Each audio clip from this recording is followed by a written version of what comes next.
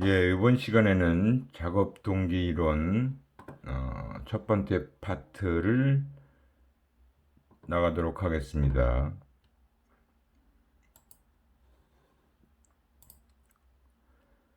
그 작업 동기라는 것은 일단 동기의 기본 바탕을 두고 있죠. 그래서 우리가 동기 이론과 관련된 개괄적인 내용을 먼저 살펴보고 그 다음에 이제 작업 동기 이론들을 살펴보도록 하겠습니다.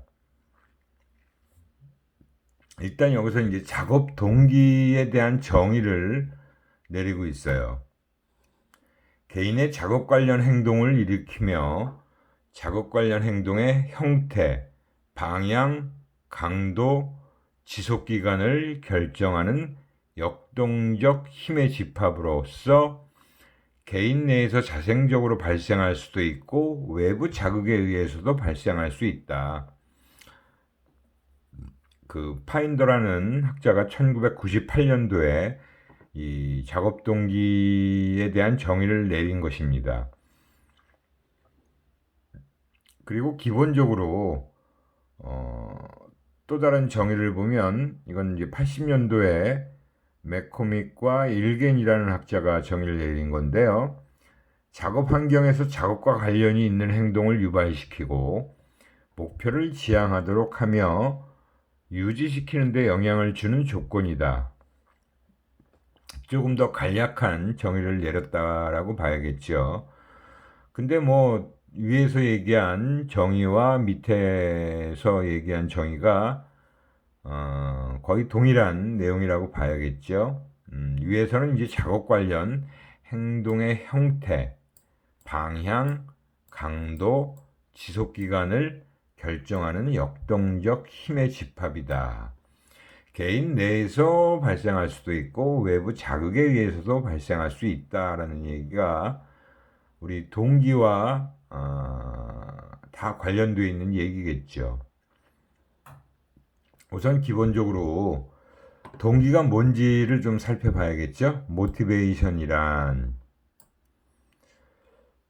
이 세 가지 특징을 가지고 있어요. 일단 어라우절, 유발되어지는 것이다. 즉 우리 사람들로 하여금 뭔가 행동을 하도록 자극하는 거예요. 그래서 우리가 보통 모티브라고 얘기하는 거죠. 행동하도록 자극하는 게 바로 동기다. 그게 이제 유발이라고 하는 거고요. 그 다음에 이제 그 유발되는 행동을 지향하는 거, 즉 구체적 행동으로 유도한다. 그러니까 완전히 단순한 행동이 아니라 뭔가 구체적인 행동이에요. 목표가 정해져 있어요. 그리고 지속성을 가지고 있다. 그 행동을 계속하게 한다. 지속하게 한다. 이게 이제 동기의 세 가지 특징이라고 보면 됩니다. 뭐 성격이라고도 볼 수 있고요. 이게 이제 일반적인 동기의 정의에서 우리가 보통 알고 있는 내용이라고 볼 수 있어요. 그래서 다시 한번 이 동기의 구성 요소를 보면 방향, 다양한 활동들 중에 한 가지 활동을 선택하게 한다. 즉 목표라는 게 있으면 그 목표를 향해서 가는 방향을 설정해 주는 거예요. 동기라는 게. 그리고 그렇게 선택하는 활동을 얼마나 노력을 기울이게 할 건가.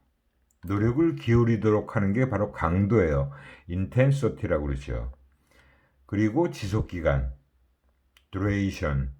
활동에 대한 노력이 오랫동안 지속대로 되도록 하는 게 바로 지속기간이라고 볼 수 있죠.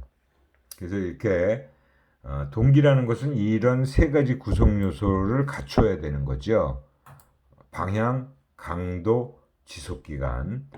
여러분들이 단순한 내용이니까 반드시 머릿속에 기억을 해 두시기 바랍니다.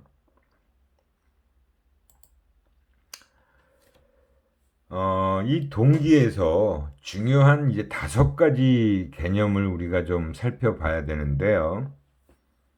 일단 기본적으로 행동이라는 게 당연히 있어야겠죠. 우리 사람들로 하여금 뭔가를 하게 만드는 거니까 동기를 출현할 수 있는 다양한 인간의 신체적, 언어적 활동이 바로 행동이라고 하는 겁니다. 그리고 이제 수행, 퍼포먼스라고 얘기를 하죠. 평가적 의미를 포함하는 행동. 어떤 행동을 하는 것 자체에다가 바로 평가적 의미를 부여한다라는 거예요. 정말 그 행동이 잘한 행동이냐, 아니면 잘 못한 행동이냐. 그래서 그 평가적인 의미를 포함하고 있는 게 바로 수행이다라는 거죠. 우리가 이제 조직에서는 바로 이 퍼포먼스, 수행이라는 게 매우 중요한 의미를 가지고 있잖아요. 그것이 곧 성과로 이어지니까.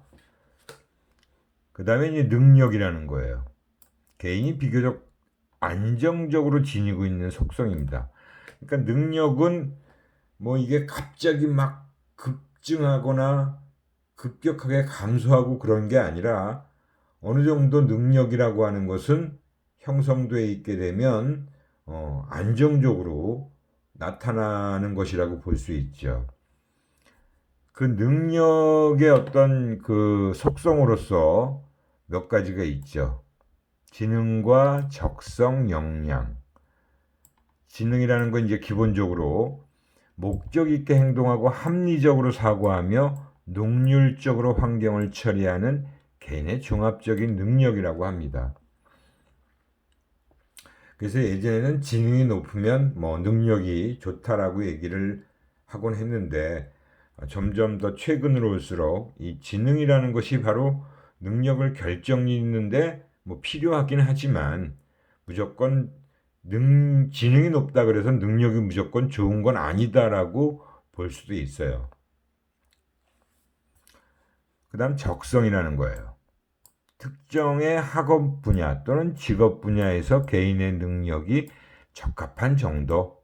우리가 흔히 여러분들이 뭐 학과를 선택할 때 중학교 때나 고등학교 때 이런 적성 검사라는 걸 받잖아요. 그죠?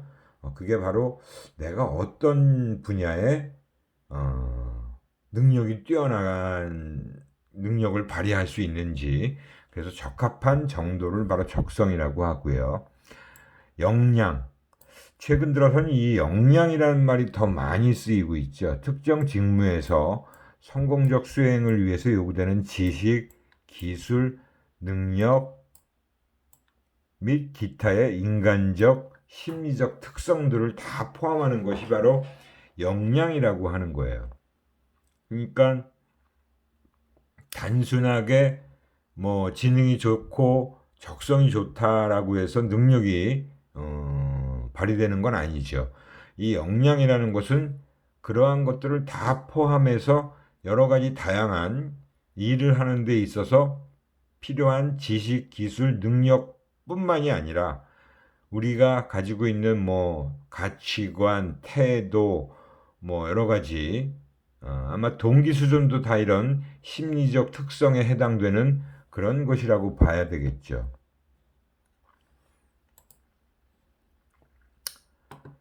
그 다음에 이제 또 상황적인 제약 조건으로 촉진하거나 저해하는 환경적 요인 또는 기회, 그러니까 어떤 수행을, 행동을 촉진하거나 또는 저해하는, 방해하는 환경적 요인 또는 기회, 이게 바로 상황적인 제약 조건이겠죠.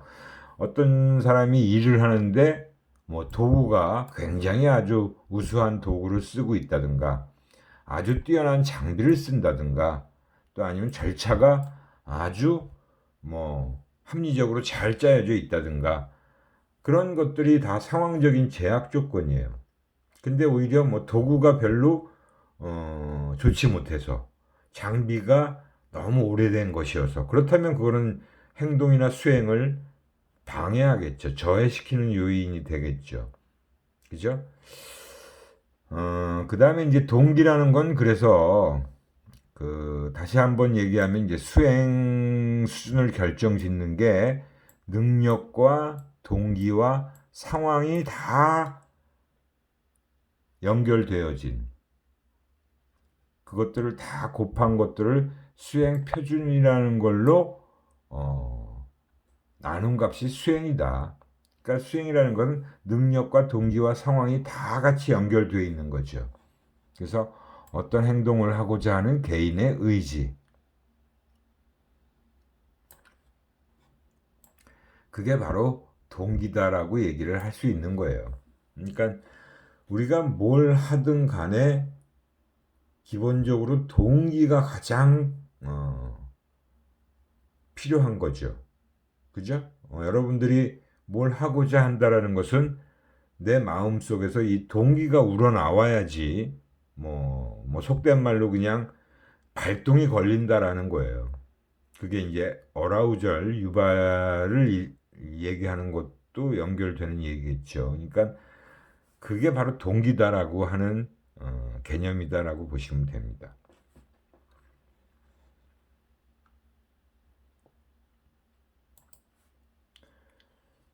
그렇다면 이 동기라는 거에 영향을 미치는 것들은 무엇이 있는가? 무수히 많겠죠. 여기에 정리되어 있는 내용만 해도 엄청나게 많잖아요. 그죠?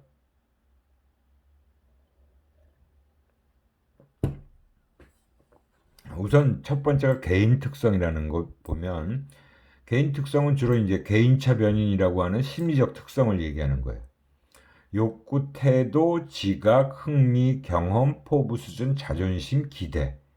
이게 어떻게 보면 대표적인 심리 특성 변인이라고 할 수 있죠. 그 개인의 욕구 수준, 어떤 태도를 갖고 있느냐, 뭘 좋아하고 싫어하느냐, 지각, 흥미, 경험, 포부 수준, 자존심, 기대, 이런 것들이 다 동기에 영향을 미치는 것이라고 봐야죠. 그죠? 진짜 뭘 하고 싶은 마음이 없어. 욕구가 되게 욕구 수준이 낮다. 뭘 귀찮아하고 뭘 움직이는 걸 되게 싫어한다. 그러면 욕구 수준이 낮은 거잖아요. 그죠? 그러면 동기도 약할 수밖에 없어요. 그 다음에 이제 기본적인 인구 통계 특성이다라고 해서 뭐 남자, 여자, 그 다음에 교육 수준, 연령, 이런 것들도 역시 동기에 영향을 미치는 통계적인 특성이라고 보고요. 이런 것도 이제 개인 특성이라는 것은 한 개인의 심리 특성 변인으로서의 개인차를 보여주는 변인들을 얘기하는 거죠.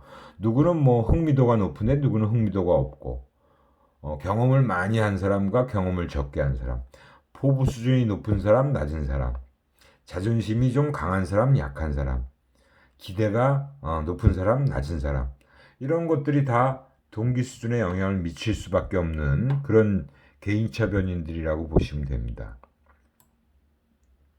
그 다음에 이제 직무 특성이라는 건 이제 내가 담당하고 있는 일을 얘기하는 거죠. 그 일 자체, 과제 자체의 특성, 그게 얼마나 중요한 일이냐, 그 다음에 얼마나 다양한 기술을 요구하고 있느냐, 그 과업의 정체성은 어떤 것이냐, 그 다음에 정말 쉬운 일이냐, 어려운 일이냐, 이게 바로 과업 자체가 가지고 있는 특성들을 얘기하는 거고요. 수행 과정이라는 것도 내가 자율적으로 얼마나 일을 할 수 있는 정도, 그게 자율성이죠. 피드백이 제대로 잘 이루어지고 있는가, 아니면 내가 어떻게 해도 뭐 내가 잘했는지 못했는지도 정확히 알 수 없는, 그건 피드백이 거의 주어지지 않는다는 거잖아요. 그죠? 효율성, 일을 얼마나 효율적으로 수행할 수 있느냐 없느냐, 원칙과 기준이 적용되는 일이냐 아니냐, 이런 거에 따라서 또한 동기 수준이 달라질 수 있다라는 거예요. 그러니까 정말 내가 하고 있는 일 자체가 별로 중요하지가 않아요. 그러면 동기가 강하게 발동되지 않겠죠. 근데 이거 우리 회사에서 굉장히 중요한 일이야. 그러면 굉장히 신경을 많이 쓰게 되고 뭔가 하고자 하는 그런 동기가 강하게 표출될 거예요. 다양한 기술이 요구되어지면 이건 꽤 재미있고 좀 신나고 그런 기술이 다양하니까 다양한 기술이 막 적용돼야 되니까 굉장히 동기가 좀 올라가겠지요. 그냥 단순하게 할 수 있는 일이라면 별로 그렇게 동기가 크지 않을 거예요. 과업 정체성이라는 것도 마찬가지예요. 그 일이 확실하게 무슨 일인지 분명하게 드러나는 일이냐, 아니면 뭐 이게 내가 뭐 해도 잘 드러나지 않는 일이냐, 그거에 따라 당연히 동기 수준은 달라지고요. 난이도라는 건 뭐 쉽고 어렵고 그 정도를 얘기하는 게 난이도죠. 이런 것들이 다 동기에 영향을 미치는 요인이라고 볼 수 있고요. 그 다음에 이제 조직 특성이에요. 그 회사의 특성이라고 봐야겠죠. 기본적으로 공식 조직, 조직 구조가 어떠냐, 그 다음에 리더십 유형들은 어떤 리더십들을 발휘하고 있느냐, 의사소통은 수평적 의사소통과 수직적 의사소통이 잘 이루어지고 있느냐, 조직 풍토가 어떠하냐,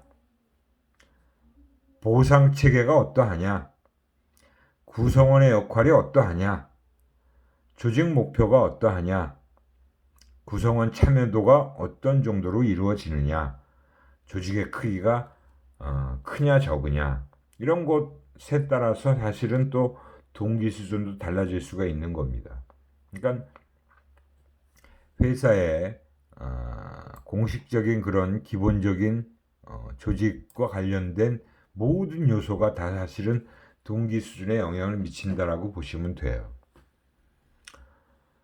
반면에 이제 비공식 조직이라는 것도 있잖아요. 그죠? 회사 내에 있는 비공식 조직, 뭐 동호회 같은 것들, 그죠? 또 아니면 마음 맞는 사람들끼리 모여서 같이 뭐 그런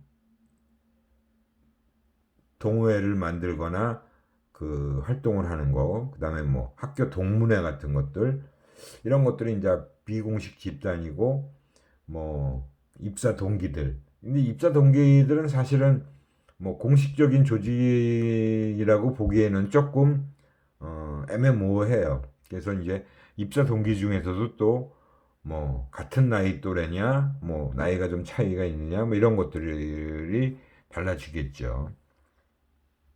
그 다음에 준거 집단이라는 건 내가 이제 기준으로 삼고 싶은 집단이 준거 집단이에요.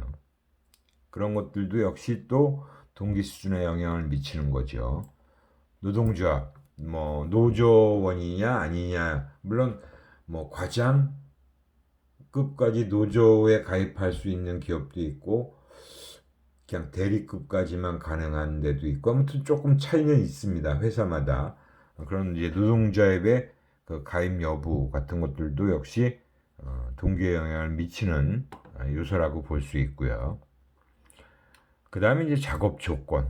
이것도 굉장히 크다라고 볼 수 있어요. 물리적 조건이라는 것은 근무 환경과 관련되어 있죠. 특히 이제 뭐 사무직에 종사하는 사람도 역시 조명은 중요하죠.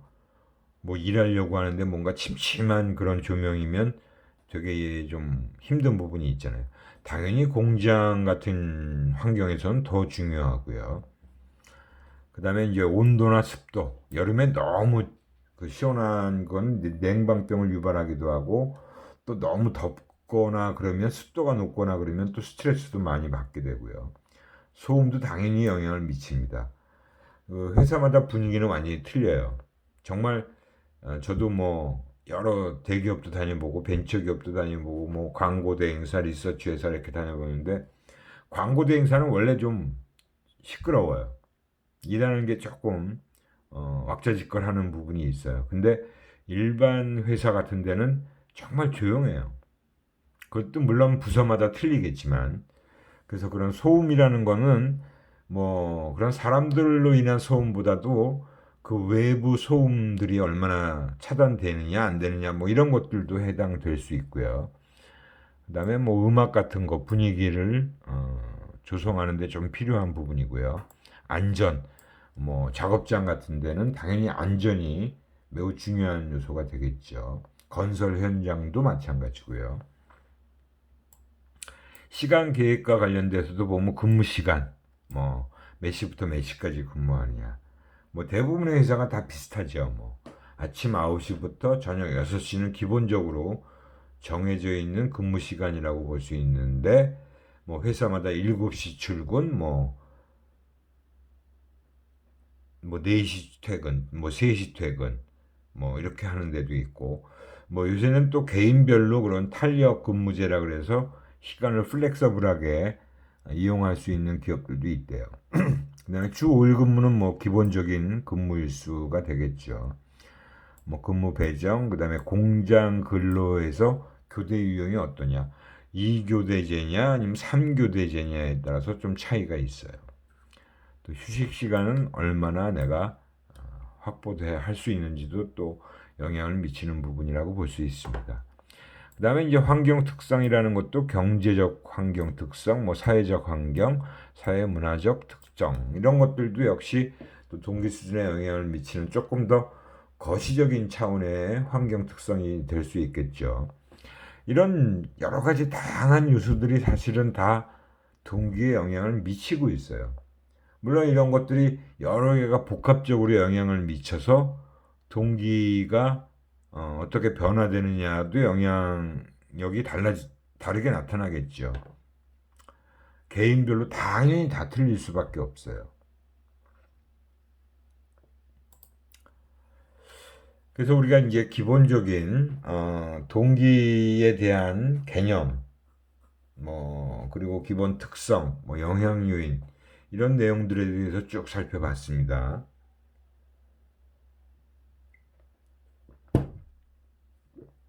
동기 이론에는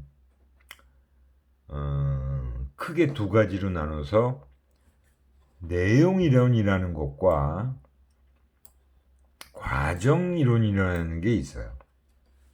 이게 우리 이제 조직 심리에서 얘기하는 작업 동기에 국한된 얘기이긴 하지만 원래 동기 이론은 더 다양하게 많이 있습니다. 사실은 동기론 하나만 가지고도 한 학기 수업을 충분히 할 수 있을 정도의 엄청나게 많은 동기 이론들이 나와 있어요. 근데 우리가 조직 심리학에서 살펴보는 동기 이론들을 제가 그 파트 1, 파트 2로 해서 지금 두 분으로 정리를 해놓은 강의 교환을 여러분들한테 아마 제공해 드릴 텐데, 이 동기 이론이 굉장히 많아요. 근데 우리가 여기서 그 동기 이론들을 모두 다 살펴보지는 않을 거고요. 우리 조직 심리에서 중요하게 다루고 있는 이론들만 좀 살펴볼 겁니다. 그 중에도 이제 내용 이론이라는 것과 과정 이론이라는 걸로 구분해서 이제 한번 살펴볼 거예요. 내용 이론은 이제 욕구 이론이라고도 얘기를 합니다. 그래서 여기서는 what이라는 게 중요하다는 거예요. 그러니까 무엇이 이제 이런 우리로 하여금 동기를 불러일으키는지, 그죠? 그게 what이라는 거고요. 과정은 how라는 부분이 중요하다라는 거예요. 어떻게, 그죠? 얼마나, 이런 것들이 이제 바로 내용 이론과 과정 이론을 구분하는데 사용된 차별점이라고 보시면 됩니다. 내용으로 가면 이제 훨씬 더 이해하기 쉬울 거예요. what이라는 게 바로 이제 그 무엇이 우리로 하여금 이제 동기를 일으키게 되는지, 그리고 이 how라는 것은 과정상에서의 어떤 절차상에서의 무엇이 또 동기에 영향을 미치는지를 다룬 게 과정 이론이에요. 다 마찬가지로 이 동기를 다룬 그런 이론들이라고 보시면 됩니다. 우선 이제 처음에 살펴볼 게 내용 이론이죠. 우선 이제 동기 이론들을 구분해서 쭉 정리가 되어 있어요. 컨텐츠 시오리가 이제 내용 이론이라는 거고, 프로세스 시오리라는 게 과정 이론이라는 거예요. 그죠? 그래서 여기 대표적인 내용 이론의 네 가지, 메슬로우의 단계 이론, ERG 이론, 허즈버그의 이요인 이론, 그 다음에 성취 동기 이론, 이게 이제 대표적인 내용 이론이다라고 보시면 됩니다. 사람들을 동기화시키는 욕구들, 무엇인가, 그러니까 사람들을 동기화시키는 욕구들은 과연 어떤 것인가라는 거, 무엇인가를 얘기하는 거예요. 그래서 대표적으로 조직에서는 이제 보상 수단과 보상 내용을 얘기한다. 그래서 이제 이 욕구와 관련된 것이 여기에 다 해당된다라고 보시면 돼요. 과정 이론이라는 것은 바로 how are the people motivated? 사람들을 어떻게 동기화시킬 건가 하는 보상 관리 과정, 그 다음에 보상의 절차, 이런 것들이 바로 과정 이론이에요. 그래서 과정 이론의 대표적인 게 이제 아담스의 형평 이론, 공정성 이론, 우리가 앞에서 조직 공정성과 관련된 내용을 살펴봤죠. 정적 강화의 원리, 기대 이론, expectancy theory, 그 다음에 기대의 효과, 피그말리온 효과라고 하는, 여러분들도 다 들어보신 적이 있을 거예요. 그 다음에 목표 설정 이론, 내적 동기 이론, 이런 것들이 대표적인 과정 이론이다라고 하는 것들입니다. 그래서 우선 이제 첫 번째 파트에 내용 이론들을 먼저 살펴볼 거예요. 내용 이론 중에 가장 또 대표적인 마슬로우의 욕구 위계 이론이다, 욕구 단계 이론이다라고도 얘기를 하죠. 그래서 이 욕구 위계 이론이라는 게 이 내용 이론 중에서도 아주 대표적인 욕구 이론의 하나라고 볼 수 있죠. 이것도 익히 우리가 다 알고 있는, 앞에서도 또 설명했던 적이 있을 거예요. 그래서 또 다른 소비자 심리학 분야에서도 많이 언급이 되는 이론입니다. 이미 뭐 심리학 개론에서도 우리가 이 욕구 이론에 대해서 많이 공부들을 했을 거예요. 이 마슬로우라는 심리학자는 정말 심리학의 대가라고 불릴 정도로 아주 대단한 동기 이론가입니다. 동기를 엄청난 수십 년 동안 연구한 심리학자라고 보실 수 있는데, 아무튼 이 마슬로우의 욕구 이론이라는 게 나오고 나서부터 그 이후에 더욱더 욕구와 관련된 동기 이론들이 활발하게 이루어졌다라고 보시면 돼요. 이 욕구 위계 이론이 왜 대단하냐 하면, 우선 인간의 욕구를 이렇게 5가지의 욕구로 구분을 했어요. 분류를 한 거죠. 생리적 욕구, 안전의 욕구, 사회적 욕구, 자아 존중의 욕구, 자아 실현의 욕구. 근데 거기서 욕구 위계라는 말이 또 나오죠. 위계라는 건 바로 제일 밑에 있는 게 하위 욕구가 되죠. 그리고 그 다음으로 갈수록 상위 욕구로 발전해 가는 거예요. 근데 이게 피라미드 구조가 되어 있다는 건 뭘 의미하느냐? 이 제일 하위에 있는 욕구가 바로 대다수의 많은 사람들이 다 충족을 시킨다라고 볼 수 있는 거예요. 이만큼 대부분의 사람들이 이 생리적 욕구는 다 충족들을 시키고 있다는 거죠. 왜? 인간의 삶 자체를 유지하려는 기본적인 욕구예요. 식욕, 성욕, 주거 확보 욕구 등 모든 육체적인 욕구를 포함하고 있다. 경제적 보상에 대한 관심이 거기서 바로 연결되겠죠. 그러니까 먹고 마시고 편하게 살 수 있는 그런 생리적 욕구, 이건 우리 인간 생존과 관련된 거잖아요. 그러니까 대부분의 모든 사람들이 다 충족시키고 있는 욕구다라고 보시면 돼요.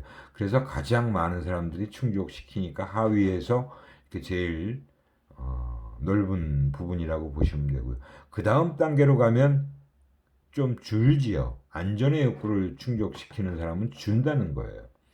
신체적, 정신적으로 보호되고 안전해지기를 바라는 욕구, 안전한 직장, 생계 보장에 대한 관심. 그래서 우리가 이거는 이제 뭐 보험도 해당되고요. 그 다음에 내가 살 수 있는 공간, 그런 것들도 또 이 안전의 욕구에 해당되는 것들이라고 보시면 됩니다.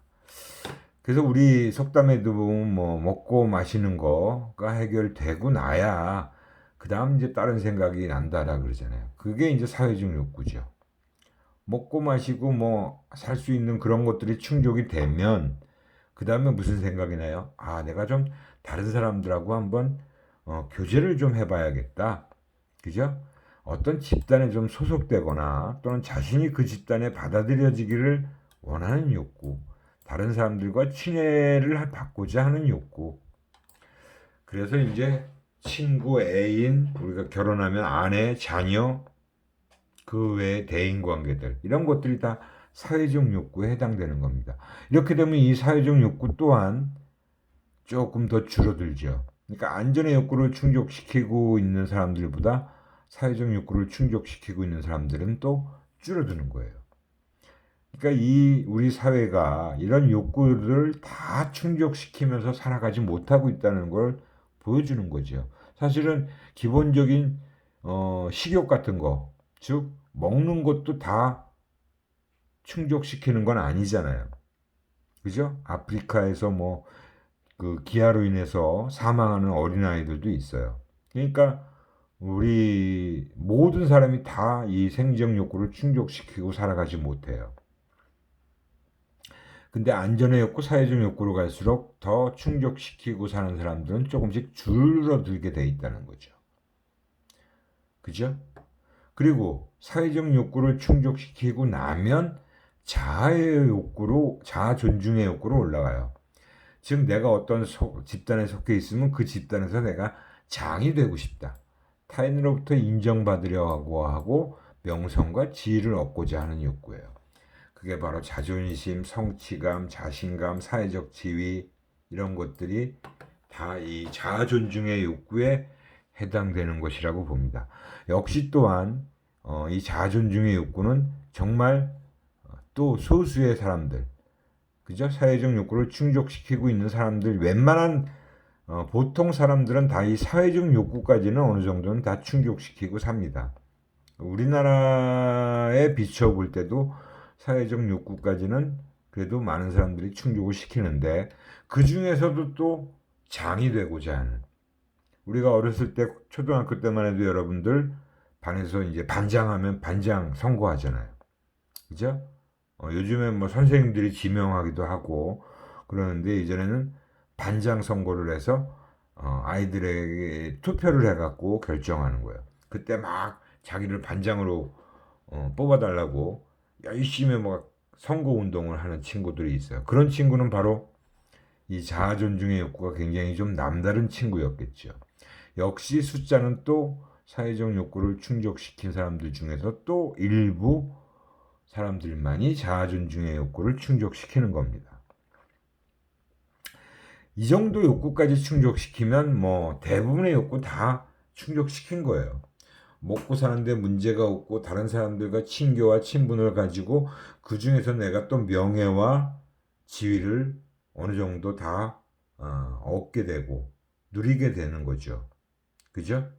그러면 뭐 우리 대부분의 사람들은 이 정도까지만 욕구를 충족시켜도 거의 다 충족시켰다라고 볼 수 있어요.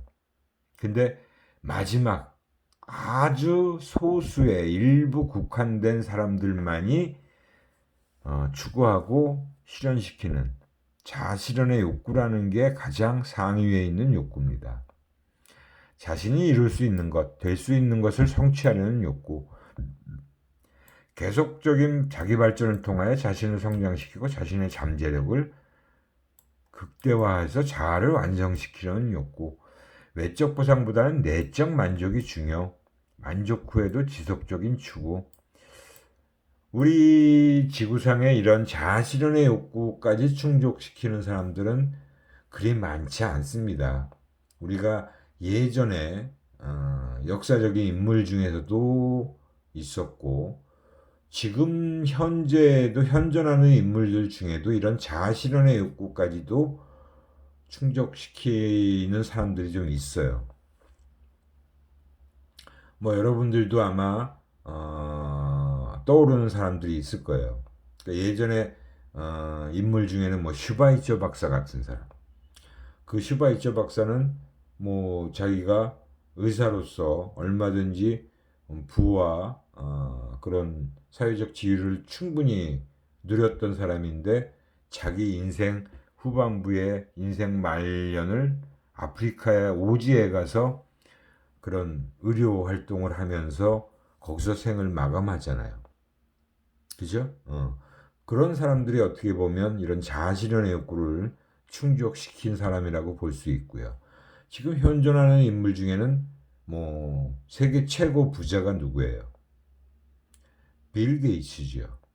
그죠? 빌 게이츠라는 그 사람도 엄청나게 많은 부를 축적하고 누릴 거 다 누렸어요. 마이크로소프트의 창업자이면서 최고 회장 자리에서 오랫동안 일을 했던 사람이고 그에 따라서 자기가 세계 최고의 부자로서 모든 걸 다 누렸다라고 볼 수 있죠. 그런데 그 사람이 자기 재산의 많은 부분을 대다수의 재산을 다 빌 게이츠 재단이라는 걸 만들어서 지금 세계의 어려운 그죠? 뭐 아동 기금이나 뭐 이런 그 자선 단체에 계속 기부를 하고 있잖아요. 대단한 사람이라고 볼 수 있죠. 하여튼 뭐 이런 것들이 우리 인간의 삶을 정말 아주 잘 구분했고 그 삶에서 우리 인간들이 추구하고 있는 욕구들을 이렇게 5단계로 구분했다는 것도 대단한 거고요. 그 욕구에 위계가 있다는 걸 정리한 것도 대단한 거죠. 그래서 이 하위 욕구를 우리가 결핍 욕구로 보고 부족하면 안 되는 거죠. 그죠? 상위 욕구는 뭐 부족해도 상관없는 거죠. 뭐 이걸 누리지 못해도 상관없어요. 하지만 성장의 욕구라는 거예요. 그래서 욕구 진행 방향이 바로 하위 욕구에서 상위 욕구로 올라가는 거죠. 이게 바로 매슬로우의 욕구 위계 이론이라는 겁니다.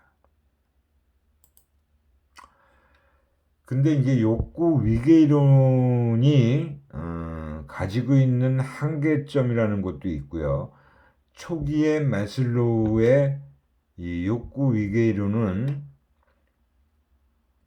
일단 기본적으로 하위 욕구가 충족되어야만 상위 욕구로 진행된다라고 했어요. 그죠? 그리고 여러 욕구가 기저에 있지만 하나의 우세한 욕구가 작용된다. 그리고 욕구는 위계가 있으며 하위 욕구에서 상위 욕구로 진행된다. 하위 욕구로의 퇴행은 없다라고 그랬어요. 이게 다 초기 주장이에요. 그죠? 그리고 무의식적으로 욕구가 작용하며 욕구 위계는 문화 보편성을 가진다. 그러니까 뭐 우리 한국이나 아시아나 아니면 서구 미국 지역이나 유럽이나 그런 거에 상관없이 문화 보편성을 가진다는 거예요. 그러니까 대부분 다 비슷하다는 거죠. 근데 이러한 욕구 위계 이론 주장에 대해서 또 다른 심리학자들이 비판을 했고 한계점을 지적을 했어요. 그래서 또 매슬로우가 나중에 그런 다른 학자들의 비판을 수용하고 한계점을 인정하고 몇 가지 이제 수정을 한 부분이 있습니다. 그래서 이 욕구 위기 이론이 참 대단한 이론이다라고 우리가 얘기들을 하고 있는 거고요. 그래서 여기 이제 매슬로우 욕구 이론에 대한 비판이 있어요. 매슬로우 자신이 언급한 예외, 그러니까 본인 스스로가 언급한 예외도 있다라는 거죠. 욕구 충족 수단은 대체성이 있다. 반드시 그것만 충족시켜야만 되는 것이 아니라 다른 것도 이제 가능하다 이거죠. 대체성이 있다. 지나치게 많이 충족된 욕구는 사라진다. 실현 불가능한 욕구는 또 축소된다. 실현할 수 없으면 상위 욕구가 더 커진다. 뭐 이런 것들이 스스로가 언급한 예외예요. 근데 이제 또 다른 학자들의 비판이 꽤 있어요. 그래서 뭐 욕구 결핍과 특정 행동과의 연결을 설명하지 못한다. 그러니까 우리 대다수의 많은 인간들의 그런 그 광범위한 모습을 보고, 다양한 모습을 보고 이러한 욕구 위계에 대한 주장을 정리를 했는데, 이제 그 욕구 결핍이 이루어진 부분과 특정 행동과의 연결은 설명하지 못했다는 부분. 그 다음에 또 하나의 행동이 한 가지 욕구에 의해서만 영향을 받는 것이 아니라 사실은 여러 욕구에 영향을 받을 수도 있다는 거죠. 또 결핍 상태라는 게 곧 욕구, 소망 상태는 아니다라는 겁니다. 그죠? 이런 경우도 얼마든지 있잖아요. 욕구 간의 경계가 불분명한 부분도 있어요. 사실은 제일 하위 욕구인 생리적 욕구하고 안정의 욕구가 사실 그런 부분이 조금 있어요. 그 다음에 이제 사회적 욕구랑 그 자아 존중의 욕구 같은 경우도 조금 경계가 애매한 부분들도 있습니다. 그래서 이제 이 메슬로우의 욕구 5단계를 또 어떤 학자들은 7단계로 또 구분하는 학자도 있어요. 그래서 사회적 욕구, 그다음에 그 자아 존중의 욕구, 그 단계를 갖다가 이제 심미적 욕구, 이런 것들을 추구하는 그런 것들도 언급하는, 그래서 7단계 내지 6단계로 구분하는 사람들도 있고요. 그다음에 사람마다 상위 하위 욕구가 다르다라는 거. 이게 인간의 대다수의 많은 사람들이 이런 욕구들을 당연히 가지고 있고, 이런 욕구들이 위계적으로 구분되어 있지만, 어떤 사람들은 생리적 욕구를 충족 못 시켜도 사회적 욕구를 충족시키려는 사람도 있다라는 거죠. 그죠? 예를 들면 내가 밥 한 끼를 못 먹어도 나는 문화생활을 하겠다. 아니면 무슨 사회적 욕구를 충족시키기 위해서 난 동호회에 나가서 회비를 내겠다. 이런 사람도 있어요. 이런 건 예를 들어서 설명드리는 거지만, 그런 식의 행동을 보이는 사람도 있을 수 있다라는 거예요.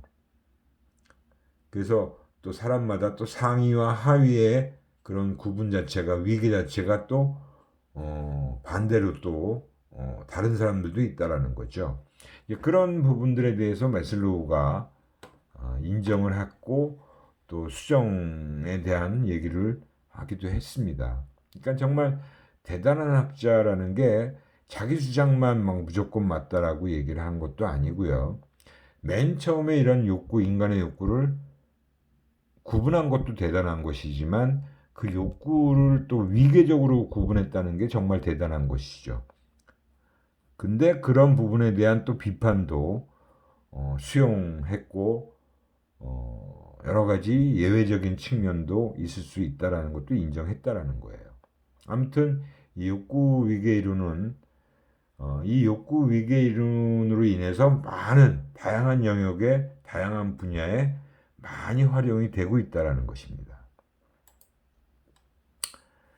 그 다음에 이제 알더포라는 학자의 ERG 이론이라고 하는 건데요.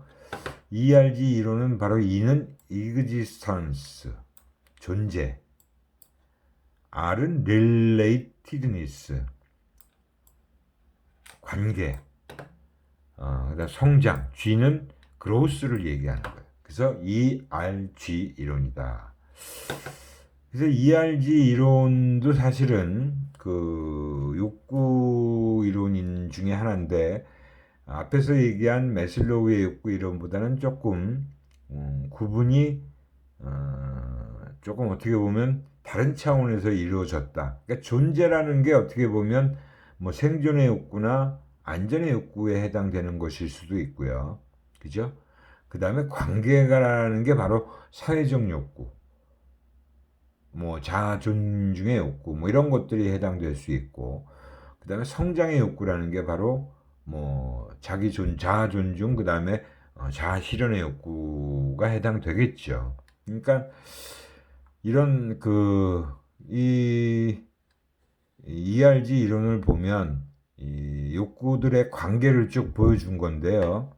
뭐 아래 각각이 좌절됐을 때 화살표가 가리키는 욕구가 발동된다. need frustration, 좌절이 일어나면, 존재 욕구가 좌절되면 또 존재 욕구로 가거나 관계 욕구가 좌절되면 또 존재 욕구로 가고요. 이런 식으로 막 관계를 보여주고 있어요. 그 다음에 현재 나타난 동기의 원인이 되는 욕구가 바로 이런 식으로 또 나타나고 있는 거죠. 그 다음에 아래 각각이 충족했을 때 화살표가 가리키는 욕구가 발동된다. 존재 욕구가 충족되니까 관계 욕구로 또 가더라. 그죠? 관계 욕구가 충족되니까 또 성장 욕구로 가더라. 이렇게 되는 거고요. 성장 욕구가 좌절되니까 다시 관계 욕구로 갔잖아요. 그죠? 관계 욕구가 좌절되니까 존재 욕구와 관계 욕구로 갔고, 이런 식으로 좌절됐을 때, 그 다음에 또 만족됐을 때, 충족됐을 때 서로 관계가 조금씩 차이가 있죠. 그래서 충족되었을 때 상위 욕구로의 진행과 함께 충족되지 못했을 때의 하위 욕구로의 퇴행이 일어난다는 거예요. 그죠? 이게 이제 보면 그 메슬로우의 주장과는 조금 각을 달리하는 관점이 좀 다른 부분이라고 볼 수 있죠. 근데 이제 여기서는 하나 이상의 욕구가 동시에 활성화가 가능한 부분이 있다. 특히 욕구라는 건 의식적으로 인식될 수 있으며 우세한 욕구는 더욱 그래야다. 그러니까 이게 욕구라는 거를 조금 단순히 무조건 무의식적으로만 유발되는 걸로 보지 않은 거죠. 욕구는 의식적으로 인식도 되고 특히 우세한 욕구라는 건 더욱 그러한 현상을 보여줄 수 있다는 거예요. 알도퍼의 ERG 이론이라는 것을 이런 식으로 이제 앞에서 얘기했던 부분입니다. 그거를 조금 더 보기 좋게, 여기 앞에는 조금 숫자가 막 이렇게 돼 있었는데 이걸 이제 다시 욕구 불충족, 그게 좌절됐을 때, 충족됐을 때 이런 식으로 관계를 보여주고 있다. 그래서 ERG 이론은 메슬로우의 욕구 이론과 이렇게 ERG 이론을 비교했을 때 욕구 위계 이론에서 이제 하위 욕구인 생리적 욕구와 안전의 욕구가 존재의 욕구에 해당되는 거예요. 그다음 사랑과 소속감, 사회적 욕구라는 것과 자아 존중의 욕구라는 게 바로 관계 욕구. 그 다음에 관계 욕구에 또 이제 그 상위인 성장 욕구라는 건 요 자아 실현의 욕구에 해당된다. 그래서 이렇게 ERG 이론에서는 이렇게 세 개로 구분했지만 메슬로우의 욕구 위계 이론에서는 크게는 다섯 가지로 구분했고, 그러니까 세분화됐고 상위 욕구 세 가지와 하위 욕구 두 가지를 이렇게 얘기했다는 거. 근데 뭐 ERG 이론에서는 또 이런 식으로 관련성을 맺고 있다. 라고 보시면 돼요. 그래서 조금 ERG 이론 같은 게 조금 더 단순한 부분이 있죠. 그래서 이제 우리가 욕구 이론들에 대해서는 뭐 대표적인 욕구 이론이라고 해서 메슬로우와 엘더퍼의 욕구 이론들을 쭉 살펴봤습니다. 그래서 이제 그 욕구 이론이 시사해주는 바는 개인의 행동을 결핍 욕구뿐만이 아니라 성장 욕구의 중요성을 강조했다. 그러니까 뭐가 부족하다고 해서만 욕구가 활성화된, 동기가 활성화되는 게 아니라 성장 욕구도 발동될 수 있다는 것을 강조했다는 거예요. 저차원의 욕구가 만족되어야 고차원의 욕구가 나타나고 고차원의 욕구는 충족될수록 더 강한 욕구를 지닌다.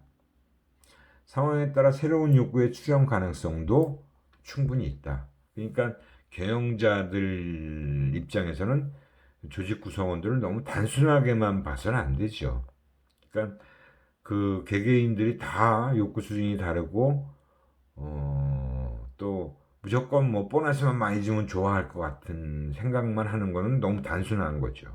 그러니까 이런 새로운 욕구가 출현할 가능성도 충분히 있기 때문에 그런 부분도 감안을 해야 된다는 거고요. 보다 직급이 높아질수록 당연히 상위 욕구가 활성화되겠죠.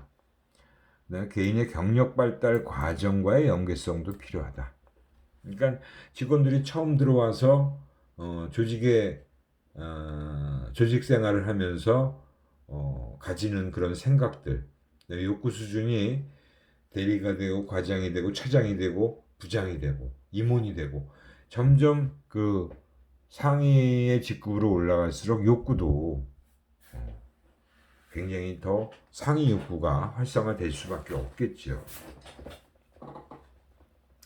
근로자의 욕구를 파악해서 욕구를 충족시킬 수 있는 동기 방안을 마련하는 것이 중요하다. 근로자의 욕구를 안전 욕구보다 높은 상위 욕구로 활성화시켜준다. 그러니까 하위에 있는 그런 생리적 안전 욕구 그런 부분보다 오히려 상위 욕구로 활성화시켜주는 게 필요하다. 국가의 경제적 상황에 따라서 욕구 수준이 영향을 받게 된다. 그것도 당연히 그럴 수밖에 없어요. 그래서 이 매슬로우의 욕구 이론, 욕구 위계론 같은 경우는 그 지역이나 국가에 대입을 시켜서 어느 정도의 뭐 개발도상국이냐 중진국이냐 선진국이냐에 따라서 그 욕구 위계론을 가지고 설명이 충분히 가능할 수도 있습니다. 국민들의 욕구 수준에 따라서 성장 산업이 달라질 수 있다. 당연히 달라지죠. 그죠? 그 우리나라가 지금 현재 위치해 있는 부분이 개발도상국에서 중진국을 벗어나서 그다음에 이제 선진국 수준으로 진입하고 있는 보통 이제 3만 달러가 넘어가면 그죠? 국민 그 소득 수준이 3만 달러가 넘어가면 선진국에 이제 진입하는 그런 단계라고 얘기들을 해요. 그러니까 당연히 국민들의 욕구 수준도 당연히 올라가겠죠. 이렇게 해서 오늘은 벌써 시간이 다 돼서 욕구 이론, 내용 이론 중에 욕구 이론까지 일단 살펴봤습니다. 뭐 질문 사항 있으면 또 질문 코너에 올려주시고요. 다음 시간에 뵙도록 하겠습니다. 수고하셨습니다.